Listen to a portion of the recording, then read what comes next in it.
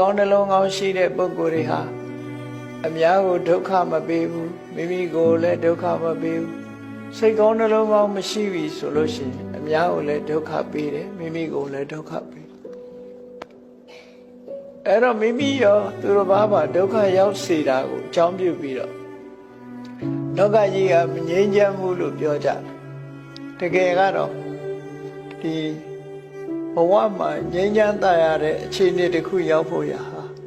စိတ်ကောင်းနှလုံးကောင်းပေါ်မှာမူတည်ပြီးတော့ဆောင်ရွက်ရမှာဖြစ်တယ်။ဘာကြောင့်လဲလို့ဆိုရင်စိတ်တေနနိယတေလောကောလောကကြီးကိုရှေ့ဆောင်ရှေ့ပြလုံနေတာစိတ်တန်လေးဖြစ်တယ်။မကျေနပ်တဲ့စိတ်တွေကမုန်းတီးမှုတွေတိုက်ခိုက်မှုတွေဘက်ကိုဥဆောင်ပြီးတော့သွားတယ်လို့တဦးနဲ့တဦးခင်မင်နဲ့မေတ္တာစိတ်တွေကကောင်းကျိုးချမ်းသာပေးပဲကောင်းသောချမ်းသာဖြစ်စေဖို့ဆောင်ရွက်နေကြတယ်လို့ထို့တူပဲလောကကြီးမှာလူတွေဟာစိတ်သဘောထားပေါ်မှာမူတည်ပြီးတော့အကောင်းနဲ့အဆိုးဆိုတာကိုလောကကြီးဆောင်ရွက်နေကြတာလားဖြစ်တယ်စိတ်ကောင်းနှလုံးကောင်းမရှိဘူးဆိုလို့ရှိရင်စိတ်ကောင်းနှလုံးကောင်းမရှိခြင်းကြောင့်အပြောလဲကောင်းမှာမဟုတ်ဘူးအလုပ်လည်းမကောင်းဘူးစိတ်ကောင်းနှလုံးကောင်းရှိပြီဆိုလို့ရှိရင်အပြောလဲကောင်းတယ်အလုပ်လဲကောင်းလာတယ်ကောင်းလာတဲ့အပြောအဆိုအလုပ်ကိုင်ပေါ်မှာမူတည်ပြီးလူတွေဟာကြီးပွားချမ်းသာမှုရပြီလူလောကကြီးဟာငြိမ်းချမ်းတဲ့အနေအထားတစ်ခုရောက်ရှိလာတယ်လို့ဒီလိုဆိုရမှာဖြစ်တယ်ရသော်ဘုရားသခင်ကိုရောမြတ်က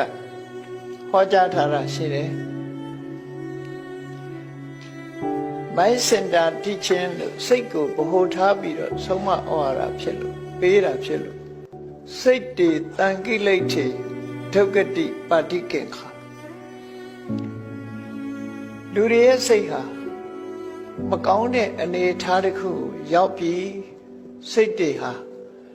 အဆိုးတရားတွေနဲ့မကောင်းတဲ့စိတ်နေသဘောထားတွေလွှမ်းမိုးထားပြီးဆိုလို့ရှိရင်တော့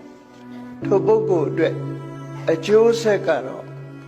မကောင်းတဲ့အကျိုးဆက်ပဲမျှော်လင့်ရမှာဖြစ်တယ်။ကောင်းတဲ့အကျိုးဆက်ဆိုတာဖြစ်မလာနိုင်ဘူး။မကောင်းတဲ့အကျိုးဆက်ကိုသာလေမျှော်လင့်ရမှာဖြစ်တယ်။မကောင်းတဲ့အကျိုးဆက်သာဖြစ်လာမှသိကြတယ်လို့မြတ်စွာဘုရားစိတ်တည်တန်ခိလိတ်တည်လူသားတွေရဲ့စိတ်ဟာညှဉ်းနှွမ်းပြီးတော့လူတွေကိုစိတ်နေသဘောထားတွေ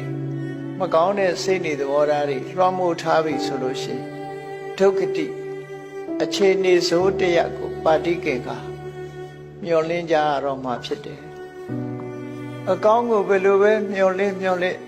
စိတ်သဘောထားမကောင်းဘူးဆိုလို့ရှိရင်အဆိုးပဲလာမှာပဲလို့သူတို့ဆို